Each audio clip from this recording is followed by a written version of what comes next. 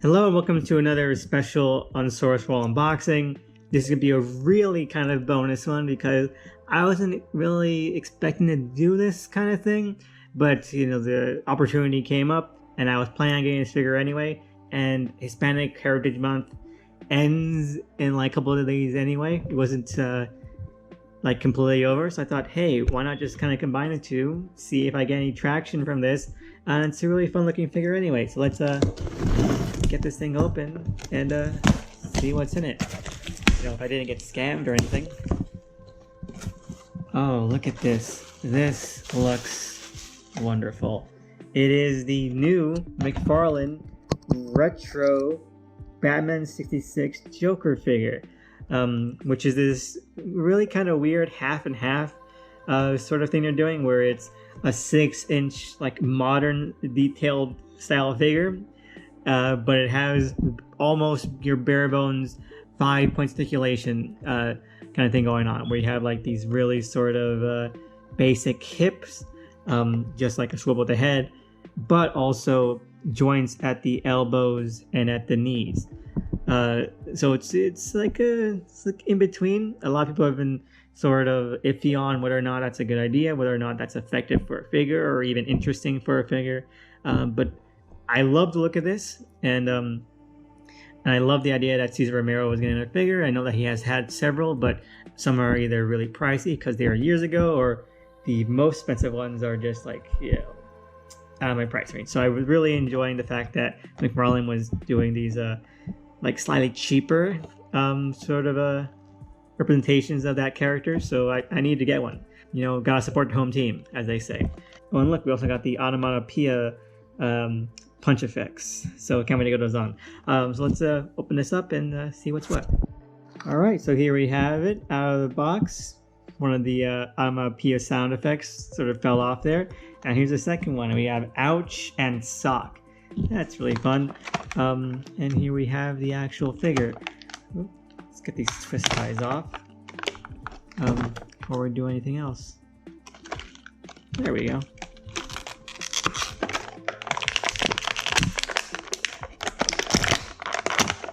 There he is, the Cesar Romero Joker. Yeah, no, look at that. All nice and shiny in his really bright magenta suit. I love that. He's got the little coattails and everything.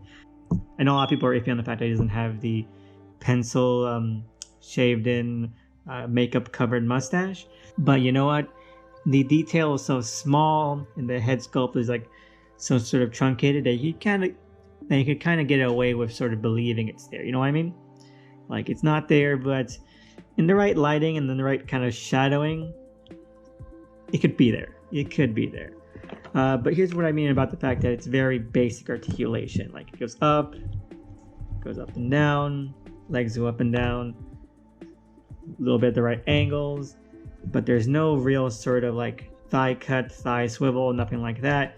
It just kind of it's very, very basic. It's like the most basic. The only thing that this has against like a 4-inch 5-point articulation figure is the fact that it has joints at the elbows. And I think like it's not even that consistent with it. Like right here, it's a swivel, and then I have to kind of ring it around, but like it's the most awkward kind of thing. Like turns inward at a 90-degree angle when it's at 90 degrees, and it's awkward. It is the most awkward thing I've ever had to handle, and I handled that neck of Frankenstein just the other video, so it is truly weird. You know what?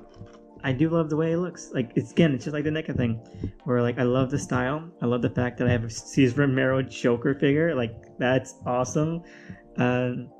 I love that, you know, the detail on this design in this sculpt for like how much it cost and for what it is remarkable. Like, I think this looks better than some of the like highly expensive collectors Cesar Romero Joker figures that there are. Except for, of course, the whole groin area is like a complete mess. But you know what? I think it looks pretty awesome. So, what else is there? The head barely moves. You can get it, but it's a strain. But who would want to sort of turn away this beautiful laughing face, you know? And the onomatopoeia sound effects clip in at the wrist, like that. Although who the Joker is punching, I don't know. It seems like he'd be the one getting punched. Maybe I don't even know if I got this in right. Something like that. Like, wham! This would be a lot more fun to play around with if it wasn't for the fact that the elbow hinges weren't like this mess of engineering. Like, I can't even get it to orient the way I want. It is truly baffling. Let me see if this other one fares any better. The ouch. Slightly like, oh look, he did get punched. Like, ouch. That's his word bubble. Like, see, like that. That's a good Joker pose. The texture on the jacket is honestly really fun. It's this gummy texture. I don't know what articulation he'd be even doing, but if he could articulate well, this would get out of the way immediately. But the fact of the matter is that he is stiff as a robot, so I don't see this really doing much. The arms are like on this, they're almost ratchet-like. That's how they go. And again, it's like a thing where it's like everything like curves in on itself, so it's hard to like get anything going. So, you know, he's got the whole put him up dukes, you know, like he's challenging Batman to a fist fight. There, that's what you got. Talking to me, that's the kind of pose he's doing. That's great. But you know, I really enjoy it. It's great to have this representation, both in figure form and obviously as this iconic version of the character. And I can't wait to put him among my collection. You know, God bless Romero for doing an amazing job in crafting the live action version of this important and just, you know, foundational comic character, and making the television version as foundational as the character was. I think that's a really impressive hat trick. Without either or, it would have been hard to kind of do. Look, I can get the fist around the grasping hand. Yeah, he's like putting up some schemes. That's really fun. I really enjoy this figure.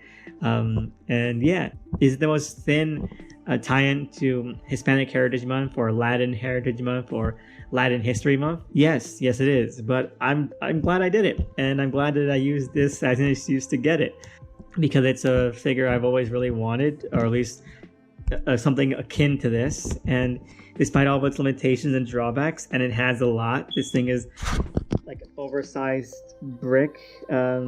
Look at that. There's not really much he can do.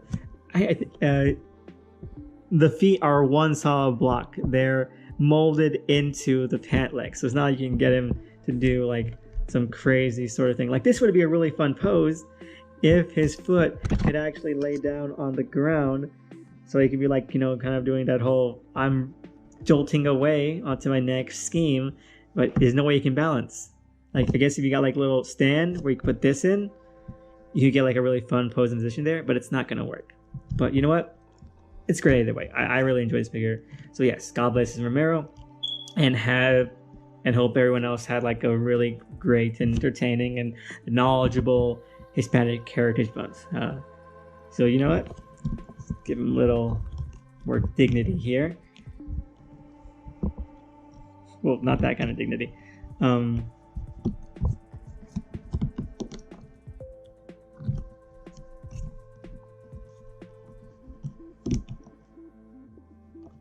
See? It's like he's calling us losers with the L on his forehead.